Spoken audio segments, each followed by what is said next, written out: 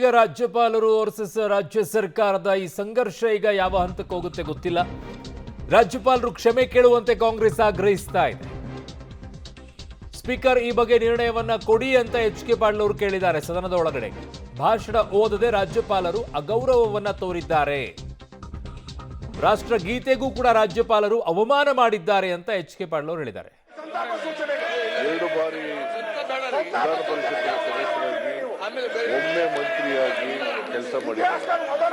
ಅವರು ಬಹಳ ಆರೋಗ್ಯ ಮತ್ತು ಶಿಕ್ಷಣ ಎರಡರಲ್ಲೂ ಕೂಡ ಹೆಚ್ಚು ಪ್ರಾತಿನಿಧ್ಯವನ್ನು ಒದಗಿಸಿದವರು.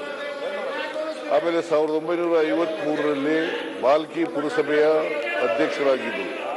ಆಮೇಲೆ 62ರಲ್ಲಿ MLA ಆದರು. ಅಲ್ಲಿಂದ ಬಹಳ ಪ್ರಮುಖವಾಗಿ ಬಹಳ ನೇರ ನುಡಿಯ ಸ್ವಾಭಿಮಾನದ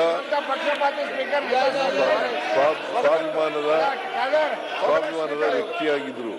ಅವರು ಯಾವತ್ತೂ ಕೂಡ ಅನ್ಯಾಯದ ವಿರುದ್ಧ ಹೋರಾಟ ಮಾಡ್ತಕ್ಕಂಥ ಕೆಲಸವನ್ನು ಮಾಡ್ಕೊಂಡ್ಬರ್ತಾ ಇದ್ರು.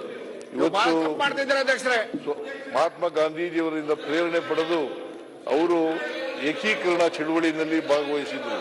ಇವತ್ತೇನಾದ್ರು ಕರ್ನಾಟಕದಲ್ಲಿ ಉಳ್ಕೊಂಡಿದ್ರೆ ಅದಕ್ಕೆ ಭೀಮಣ್ಣ ಖಂಡ್ರೆ ಅವರು ಕಾರಣ ಅಂತಕ್ಕಂಥದನ್ನ ಹೇಳಲಿಕ್ಕೆ ಬಯಸ್ತಾ ಇದ್ದೇನೆ. ಅದರಿಂದ ಅವರು ಶಾಂತಿವರ್ಧಕ ಶಿಕ್ಷಣ ಸಂಸ್ಥೆಯನ್ನು ಸ್ಥಾಪನೆ ಮಾಡಿದ್ರು. ಅದರಲ್ಲಿ ಬಹಳ ವರ್ಷಗಳ ಕಾಲ ಅನೇಕ ಶಿಕ್ಷಣ ಸಂಸ್ಥೆಗಳನ್ನ ಮಾಡಿದ್ರು. ಅವರು ಇವತ್ತು ನಮ್ಮನ್ನ ಅಗಲಿದ್ದಾರೆ. ಅವರು ಉರ್ದು ಭಾಷೆ, ಪಾರ್ಸಿ, ಮರಾಠಿ ಮತ್ತು ಇಂಗ್ಲಿಷ್ ಭಾಷೆಗಳ ಮೇಲೆ ಇಡ್ತಾ ಹೊಂದಿದ್ರು. ಸುಮಾರು 30 ವರ್ಷಗಳ ಕಾಲ ವಿದ್ಯಾವಂತ. ಆಮೇಲೆ ವೀರಶೈವ ಮಹಾಸಭಾದ ಅಧ್ಯಕ್ಷರು ಕೂಡ ಆಗಿದ್ರು. 12 ವರ್ಷಗಳ ಕಾಲ ವೀರಶೈವ ಮಹಾಸಭಾ ಅಧ್ಯಕ್ಷರಾಗಿದ್ರು. ಅವರು ವೀರಶೈವರನ್ನೆಲ್ಲ ಒಟ್ಟುಗೂಡಿಸ್ತಕ್ಕಂಥ ಕೆಲಸವನ್ನು ಮಾಡಿದ್ರು ಅಂತಕ್ಕಂಥದ್ದನ್ನ ಅಂತವರು ಇವತ್ತು ನಮ್ಮನ್ನ ಅಗಲಿದ್ದಾರೆ.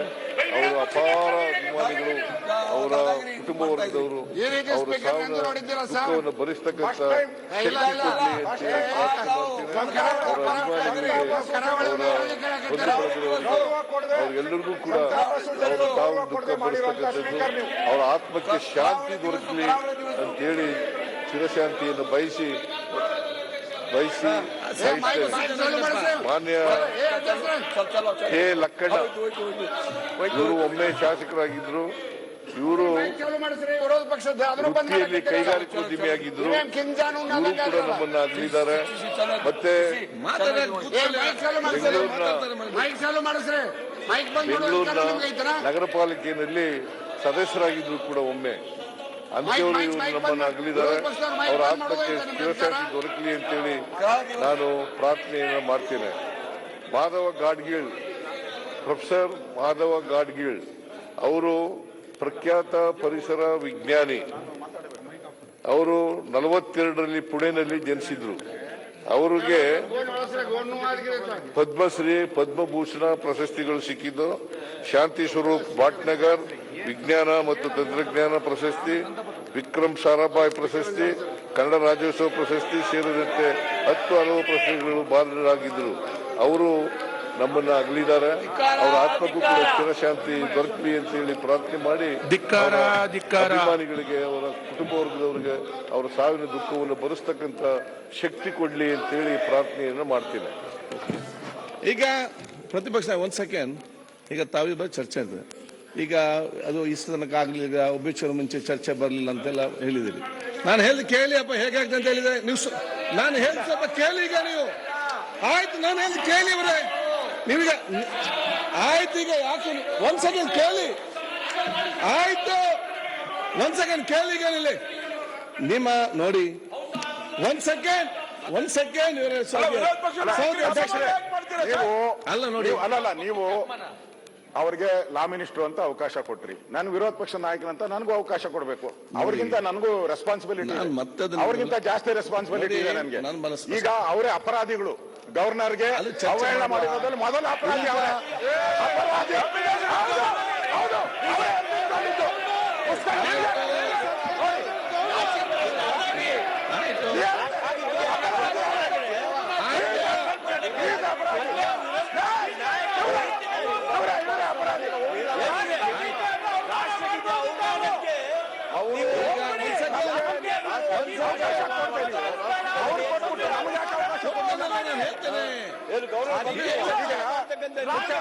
ಮುಖ್ಯಮಂತ್ರಿಗಳು ಒಂದ್ ಸೆಕೆಂಡ್ ಆಯ್ತು, ಚರ್ಚೆ ಬೇಡ, ಚರ್ಚೆ ಬೇಡ, ಚರ್ಚೆ ಬೇಡ.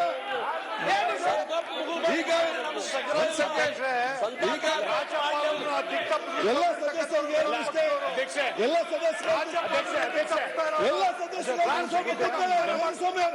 ಒಂದು ಸೆಕೆಂಡ್ ಕೇಳಿ, ಒಂದ್ ಸೆಕೆಂಡ್. ಈಗ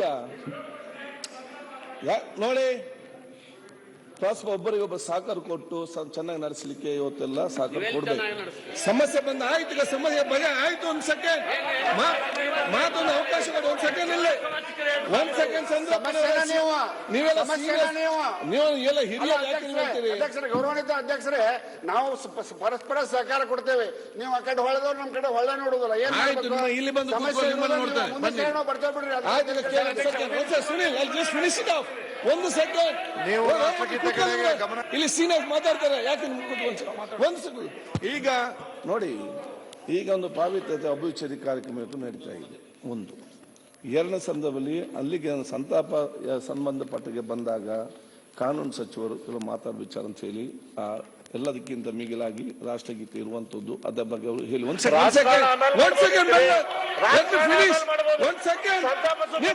ಮಾತಾಡ್ತೀನಿ.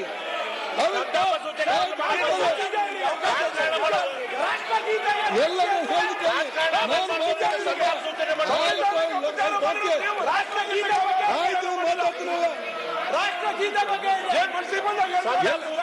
ಎಲ್ಲಕ್ಕಿಂತ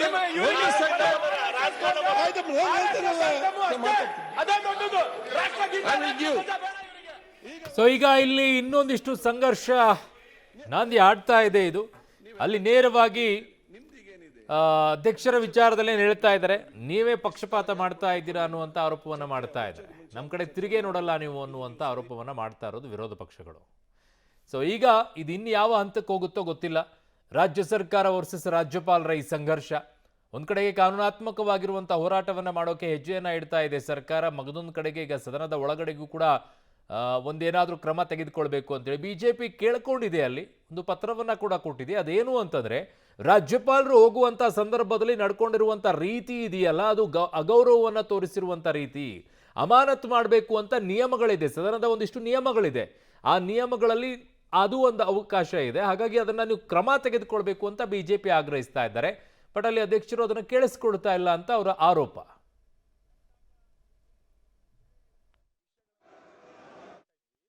ವಿರೋಧ ಪಕ್ಷದ ನಾಯಕರ ಮಾತನ್ನು ಕೂಡ ಕೇಳಬೇಕು. ವಿರೋಧ ಪಕ್ಷದ ನಾಯಕರ ಮಾತನ್ನು ಕೇಳಲಿಕ್ಕೆ ತಯಾರಾಗದಲ್ಲೇ ದಿಢೀರ್ ಅಂತೇಳಿ ಸಂತಾಪ ಸೂಚನೆ ಮಾಡಿದ್ರೆ ಹೆಂಗೆ? ಒಂದು. ಎರಡನೇದು, ಮಾನ್ಯ ಎಚ್ ಕೆ ಪಾಟೀಲ್ರು ಕಾನೂನು ಸಚಿವರು ರಾಷ್ಟ್ರಗೀತೆಗೆ ಅಪಮಾನ ಮಾಡಿದ್ರು ಅಂತ ರಾಜ್ಯಪಾಲರ ಬಗ್ಗೆ ಉಲ್ಲೇಖ ಮಾಡಿದ್ರು. ಇದೇ ಕಾಂಗ್ರೆಸ್ ಪಾರ್ಟಿ ಹುಬ್ಬಳ್ಳಿಯಲ್ಲಿ ರಾಷ್ಟ್ರಧ್ವಜನ ಹಾರಿಸಲಿಕ್ಕೆ ಬಿಡ್ಲಿಲ್ಲ. ನಾಚಿಕೆ ಆಗ್ಬೇಕು ಇವರಿಗೆ.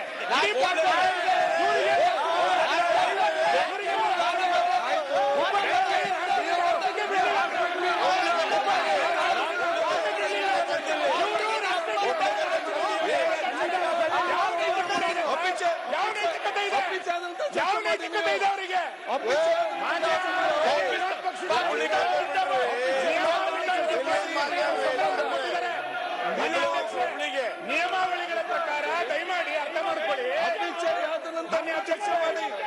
ಸರ್, ಒಂದು ನಿಮಿಷ ಸರ್. ನಿಯಮಾವಳಿ ನೀವು ಹೇಳ್ತಾ ಇದ್ದೀರಿ 52 ವರ್ಷ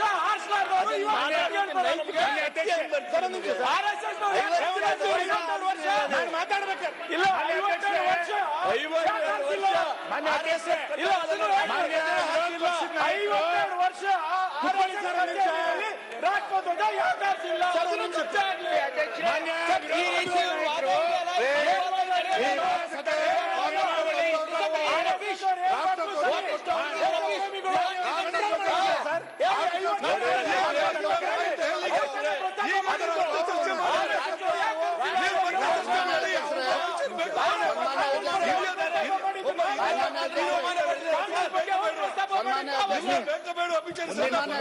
ಒಂದು ಸದನದ ಹಿರಿಯ ವರ್ಷ ತೀರೋಗಿದ್ದಾರೆ. ನಿಮ್ಗೆ ಬೇಕಾ ಬೇಡವಾ? ಅವ್ರು ಏನ್ ಬೇಕಾದ್ರೂ ಮಾತಾಡ್ತಾರೆ, ನಿಮ್ಗೆ ಬೇಕಾ ಬೇಡವಾ? ನಿಮ್ಗೆ ಸಂತಾಪ ಬೇಕಾ ಬೇಡವಾ? ಯಾಕೆ ಮಾತಾಡ್ತೀನಿ? ಅವ್ರು ಮಾತಾಡ್ಲಿ, ನೀವ್ ಯಾಕೆ ಮಾತಾಡ್ತೀರಿ? ಸಂತಾಪ ಸೂಚನೆ ಬೇಕಾ ಬೇಡವಾ ಹೇಳಿ? ಅವ್ರು ಚರ್ಚೆ ಮಾಡ್ತಾರೆ, ನಿಮ್ಗೆ ಬೇಕಾ ಬೇಡವಾ? ಒಪ್ಪಿಲ್ಲ ಸ್ವಾಮಿ ನೀವು. ಪ್ರಿಯಾಂಕ್ ಅವ್ರೆ,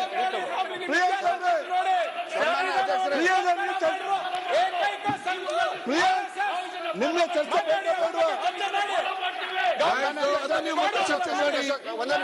ಈಗ ಪ್ರತಿಪಕ್ಷ ನಾಯಕರು ನಿಂತಿದ್ದಾರೆ, ಅದು ಮತ್ತೆ ಚರ್ಚೆ ಮಾಡಿ. ಒಂದೇ ನಿಮಿಷ ಸನ್ಮಾನ್ಯ ಅಧ್ಯಕ್ಷ, ನಾವು ಸತೀಶ್ ಸನ್ಮಾನ್ಯ ಅಧ್ಯಕ್ಷರೇ, ಸನ್ಮಾನ್ಯ ಸದನ ಸುರಳಿತವಾಗಿ ನಡೀಬೇಕಂತಂದ್ರ ನನ್ನ ಆತ್ಮೀಯ ಸ್ನೇಹಿತ ಗ್ರಾಮೀಣಾಭಿವೃದ್ಧಿ ಸಚಿವರನ್ನ ನೀವು ಮೊದಲೇ ಕಂಟ್ರೋಲ್ನಾಗ ಇಡ್ರಿ. ನಿಮ್ಮ ಆತ್ಮೀಯ ಸ್ನೇಹಿತ ನೀವೇ ಕಂಟ್ರೋಲ್.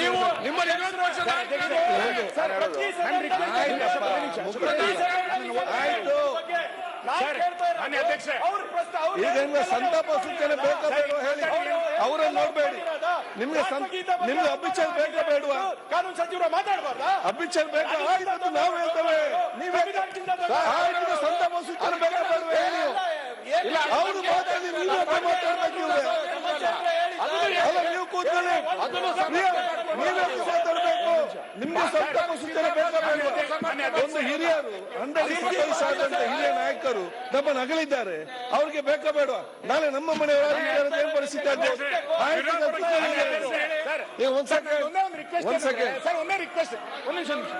ನಂದು ಒಂದೇ ಒಂದು ರಿಕ್ವೆಸ್ಟ್ ಏನಂದ್ರೆ, ಈ ಪ್ರದೀಪ್ ಈಶ್ವರ್ ಸರ್, ನೀವು ಅಸೆಂಬ್ಲಿಗೆ ಬಂದದ್ದು ಸಂತೋಷ. ಅದು ಈ ರೀತಿಯದ್ದು ನೀವು ಕೂತ್ಕೊಳ್ಳಿ. ಪ್ರದೀಪ್ ಅವರೇ, ಪ್ರದೀಪ್ ಸರ್, ನಂದು ಒಂದೇ ಒಂದು ರಿಕ್ವೆಸ್ಟ್ ಏನಂದ್ರೆ, ನೀವು ಪ್ರದೀಪ್ ಅವರ ಸರ್, ಸದನ ತನ್ನ ನಿಯಮಾವಳಿಗಳ ಪ್ರಕಾರ ನಡಿಬೇಕು. ಮಾನ್ಯ ವಿರೋಧ ಪಕ್ಷದ ನಾಯಕರು ಅವ್ರು ಮಾತಾಡ್ ಕೂತ್ಕೊಳ್ಳಿ. ಮಾನ್ಯ ವಿರೋಧ ಪಕ್ಷದ ನಾಯಕರು ಈಗಾಗಲೇ ಒಂದು ಪತ್ರವನ್ನ ನಿಮಗೆ ಕೊಟ್ಟಿದ್ದಾರೆ. ನಿಯಮ 27 ಏನ್ ಹೇಳ್ತಾ ಇದೆ ನಿಮಗೆ ಕೊಟ್ಟಿದ್ದಾರೆ. ಆ ವಿಷಯ ಪ್ರಸ್ತಾಪ ಮಾಡಕ್ಕೂ ನೀವು ಬಿಡಲ್ಲ ಅಂತಂದ್ರೆ ಸದನ ಹೆಂಗ್ ನಡೆಯುತ್ತೆ? ನಾವ್ ಹೇಳ್ತಾ ಇರೋದೇನು ಅಂತ ಕೇಳಿದ್ರೆ, ನೀವು ಎಚ್ ಕೆ ಪಾಟೀಲ್ ವಿಷಯ ಪ್ರಸ್ತಾಪ ಮಾಡಿದ ನಂತರ ವಿರೋಧ ಪಕ್ಷದ ನಾಯಕರಿಗೂ ಒಂದು ಶಬ್ದ ಮಾತಾಡ್ಲಿಕ್ಕೆ ಕೊಡ್ಬೇಕಲ್ಲ. ರಾಷ್ಟ್ರಗೀತೆ ವಿಧಾನಸೌಧದ ಒಳಗೆ ಗೆದ್ದವರು ಪಾಕಿಸ್ತಾನ ಕೂಗಿದಾಗ ಇವ್ರು ಏನು ಅನ್ನಿಸ್ತಾ ಇಲ್ಲ. ಇಂಥವರು ರಾಷ್ಟ್ರಗೀತೆ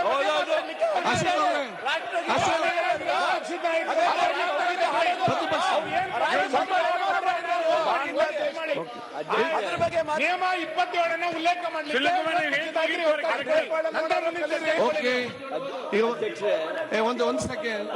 ಒಂದ್ ಸೆಕೆಂಡ್. ಪ್ರದೀಪ್ ಈಶ್ವರ್, ಎಂತ ಸಮಸ್ಯೆ ಹೇಳಿ ಮಾರ. ಅಲ್ಲ ಅಧ್ಯಕ್ಷರೇ, ರಾಷ್ಟ್ರಗೀತೆ ಬಗ್ಗೆ ಸಭಾಧ್ಯಕ್ಷರೇ, ಅವ್ರ ಕೈಗೆ ಕಬ್ಬಿಣ ಕೊಡಿ ಸಭಾಧ್ಯಕ್ಷರೇ, ನಿಯಂತ್ರಣ ಮಾಡಿ ಅಂತ ವಿನಂತಿಸ್ತೇನೆ ಸಭಾಧ್ಯಕ್ಷ. ಅವರ ಕೈ ಕಬ್ಬಿಣ, ನಿನ್ಗೊಂದು ಹಗ್ಗ ಕೊಡ್ಬೇಕು. ಕೊಡಿ ಸಭಾಧ್ಯಕ್ಷರೇ.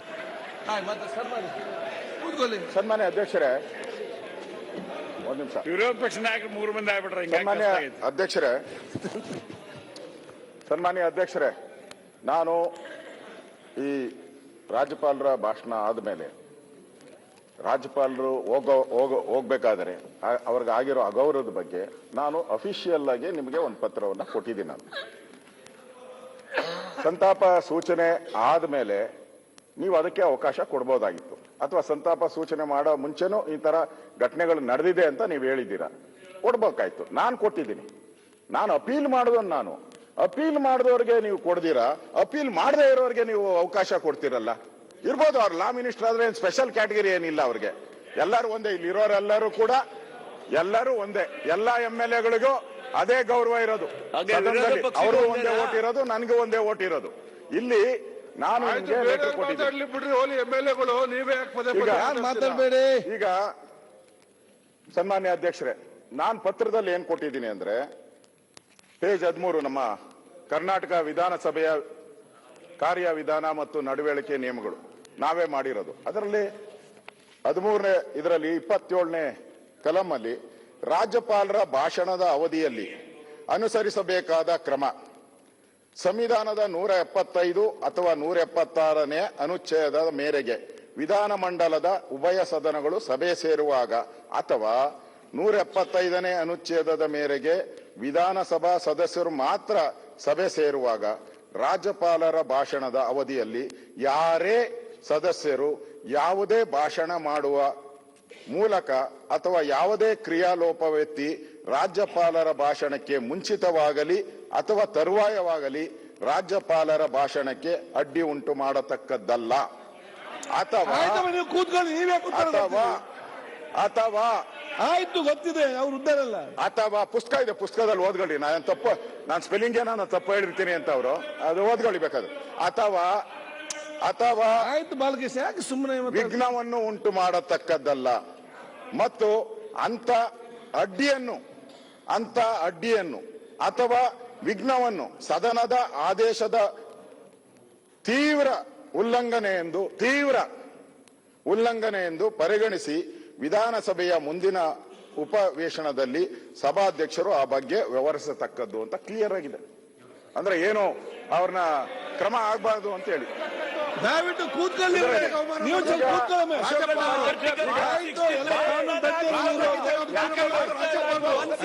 ಸನ್ಮಾನ್ಯ ಅಧ್ಯಕ್ಷರೇ,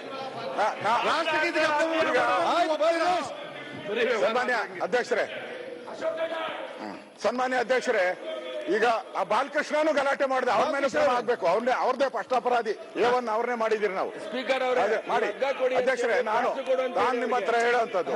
ಅಧ್ಯಕ್ಷರೇ, ಬಾಲಕೃಷ್ಣ ಕೂತ್ಕೊಳ್ಳಿ. ಅಧ್ಯಕ್ಷರೇ, ಅವ್ರು ತುಂಬಾ ನೀವೇ ಕೂತ್ಕೊಳ್ಳಿ. ಅಧ್ಯಕ್ಷರೇ, ಇಲ್ಲಿ ಆಯ್ತು, ನಾನೇ ಹೇಳೋದು, ನೀನ್ ಮಾಡಿರತ್ತೆ ನಾನು ಹೇಳಿರೋದು. ಬಾಲಕೃಷ್ಣ ಅವರೇ, ಬಾಲಕೃಷ್ಣ ಹಿಂದೆ ಈ ರಾಜ್ಯದಲ್ಲಿ ಗವರ್ನರ್ಗಳು ಬಂದು ರಾಜ್ಯಪಾಲರ ಭಾಷಣವನ್ನ ಮಾಡಿದ್ದಾರೆ. ಅಲ್ಲ, ಹಿಂದಿನ ಇವರೊಬ್ಬರೇ ಗೌರವಾನ್ವಿತ, ಈ ಒಬ್ಬರೇ ರಾಜ್ಯಪಾಲರಲ್ಲ. ಬಹಳಷ್ಟು ನಮಗೆ ಸ್ವಾತಂತ್ರ್ಯ ಬಂದಾಗಿಂದ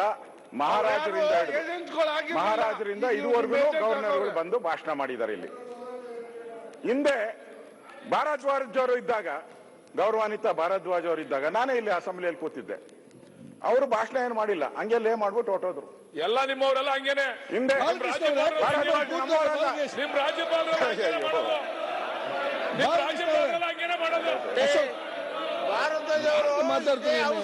ಭಾರದ್ವಾಜ್ ಕಾಂಗ್ರೆಸ್ ಅವರಪ್ಪ, ಕಾಂಗ್ರೆಸ್ ಲಾ ಮಿನಿಸ್ಟರ್ ಆಗಿದ್ರು. ಚಂದ್ರಪ್ಪ ಅಲ್ಲ, ಚಂದ್ರಪ್ಪ ನಾವಿಲ್ಲಿ ಕೇಳಿದ್ದೀವಿ. ಈಗ ಸನ್ಮಾನ್ಯ ಅಧ್ಯಕ್ಷರೇ,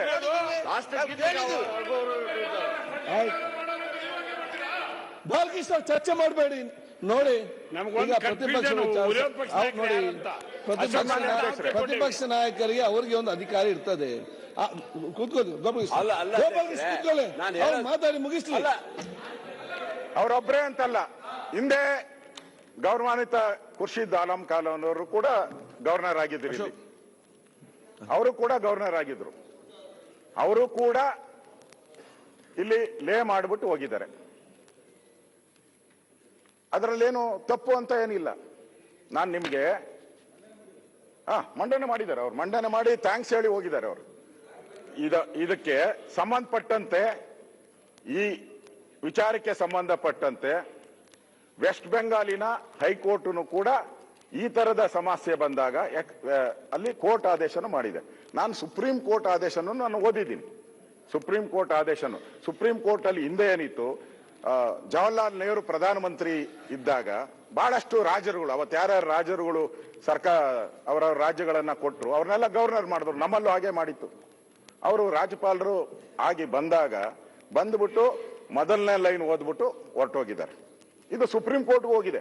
ಸುಪ್ರೀಂ ಕೋರ್ಟ್ ಕ್ಲಿಯರ್ ಆಗಿ ಹೇಳಿದ್ದಾರೆ, ನಾವು ಈ ವಿಚಾರವಾಗಿ ನಾವು ಅವರಿಗೆ ಯಾವುದೇ ಆದೇಶಗಳನ್ನ ಕೊಡಲ್ಲ ಅಂತ ಹೇಳಿದ್ದಾರೆ, ಸ್ಪಷ್ಟವಾಗಿ ಹೇಳಿದ್ದಾರೆ. ಅದರ ದಾಖಲೆಗಳೆಲ್ಲ ಇದೆ. ನಾವು ಇವರೆಲ್ಲ ಹೇಳಿದ್ದಾರೆ ಸಂವಿಧಾನದ ವಿರೋಧಿ ಅದೇನೋ ಪದ ಹೇಳಿದ್ದಾರೆ, 175, 176, 176ರಲ್ಲಿ ಏನ್ ಹೇಳಿದೆ? ಅಲ್ಲ 170 ಏನ್ ಹೇಳಿದೆ? ನೀವು ಓದಬೇಕು ಅಂತ ಹೇಳಿದೆ ಹೊರತು ಕಡ್ಡಾಯವಾಗಿ ಓದಬೇಕು ಅಂತ ಏನಿಲ್ಲ. ಅದರಿಂದ ಅದು ಮತ್ತೆ ಚರ್ಚೆ ಈಗ ಮಾಡಬಹುದು. ಅವ್ರು ಏನು ಹೇಳಿದಾರೋ ಅದನ್ನ ಸಂವಿಧಾನ ಪ್ರಕಾರ ಹೇಳಿದ್ದಾರೆ. ಅವ್ರಿಗೆ ಇವತ್ತು ನೀವು ಅವ್ರಿಗೆ ಲಾ ಮಿನಿಸ್ಟರ್ ಎದ್ಬಿಟ್ಟು ಅಡೆತಡೆ ಮಾಡಬಾರ್ದು ಅಂತ ಇದೆ. ಅವರು ಎದ್ದಾಗ ಅವರು ಮಾತಾಡುವಾಗ ಯಾರು ಅಡೆತಡೆ ಮಾತಾಡಬಾರ್ದು ಅಂತ ಇದೆ, ಸ್ಪಷ್ಟವಾಗಿದೆ. ಲಾ ಮಿನಿಸ್ಟರ್ ಹೆಂಗ್ ಮಾತಾಡಿದ್ರು? ಲಾ ಮಿನಿಸ್ಟರ್ ಎದ್ದು ಅದಕ್ಕೆ ಅಡೆತಡೆ ಮಾಡಿದ್ರಲ್ಲ, ಈಗ ಅವ್ರ ಮೇಲೆ ಕ್ರಮ ಆಗ್ಬೇಕು. ಲಾ ಮಿನಿಸ್ಟರ್ ಮೇಲೆ ಕ್ರಮ ಆಗ್ಬೇಕು. ಅವ್ರ ಮೇಲೆ ಸಭಾಧ್ಯಕ್ಷರೇ ವಿಡಿಯೋ ಇದೆ, ನಾನು ಕಳಿಸ್ತೀನಿ ನಿಮ್ಮ ಹತ್ರ. ಎಲ್ಲ ಆಲ್ರೆಡಿ ದೇಶ ಪೂರ್ತಿ ವಿಡಿಯೋ ಓಡಾಡ್ತಾ ಇದೆ, ಎಲ್ಲಾ ಚಾನೆಲ್ಗಳು ವಿಡಿಯೋ ಅವ್ರನ್ನ ಅಡ್ಡಾಕಿರೋದು, MLA ಬೈದಿರೋದು, ಅವ್ರನ್ನ ಧಿಕ್ಕಾರ ಕೂಗಿರೋದು, ಇದೆಲ್ಲ ನನ್ನ ಹತ್ರ ವಿಡಿಯೋ ಇದೆ. ಅದು ಸ್ಪಷ್ಟವಾಗಿದೆ, ಇಲ್ಲಿ ರೂಲ್ ಬುಕ್ ಅಲ್ಲಿ ಸ್ಪಷ್ಟ ಆಗಿದೆ. ಈ ರೂಲ್ ಬುಕ್ ಅಲ್ಲಿ ಇರೋದ್ರನ್ನ ಅವ್ರ ಮೇಲೆಲ್ಲ ಕ್ರಮ ಆಗ್ಬೇಕು. ನೀವು ಕ್ರಮ ಮಾಡಿಲ್ಲ ಅಂದ್ರೆ ಈ ಅಧಿವೇಶನ ಏನ್ ನಡೀಬೇಕು? ಅವ್ರೇನೋ ತಪ್ಪು ಮಾಡಿದಾರ? ಇಲ್ಲ. ಮತ್ತೆ ಯಾಕೆ ಅವ್ರಿಗೆ ನೀವು ಅಗೌರವ ಮಾಡ್ತೀರಾ? ರೂಲ್ ಬುಕ್ ಅಲ್ಲಿ ಸ್ಪಷ್ಟವಾಗಿದೆ. ಅದರಿಂದ ದಯವಿಟ್ಟು ನೀವು ಇದರ ಬಗ್ಗೆ ಕ್ರಮ ತೆಗೆದುಕೊಳ್ಬೇಕು ಅಂತ ಆಗ್ರಹವನ್ನು ಮಾಡ್ತೀರಿ. ಇದನ್ನ ನೀವು ಇವತ್ತೇ ತಗೊಂಡ್ರೆ ಸರಿ, ನಾಳೆನೇ ತಗೊಂಡ್ರೆ ಸರಿ, ಇದ್ರ ಬಗ್ಗೆ ನೀವು ಸ್ಪಷ್ಟೀಕರಣ ಕೊಡ್ಬೇಕು. ದಯವಿಟ್ಟು ಸದಸ್ಯರು ಕೂತ್ಕೊಳ್ಳಿ. ಚರ್ಚೆ ಬೇಡ, ಚರ್ಚೆ ಬೇಡ, ಕೂತ್ಕೊಳ್ಳಿ ಪ್ಲೀಸ್. ಈಗ ಈಗ ಸುನೀಲ್ ಬೇಡ ಸರ್, ಒಂದೇ ನಿಮಿಷ. ಹಿಂದೆ ನಮ್ಮ ಸದಸ್ಯರು ಅನುಚಿತ ವರ್ತನೆ ಮಾಡಿದ್ರು ಅನ್ನೋ ಕಾರಣಕ್ಕೆ ಇದೇ HK ಪಾಟೀಲ್ರು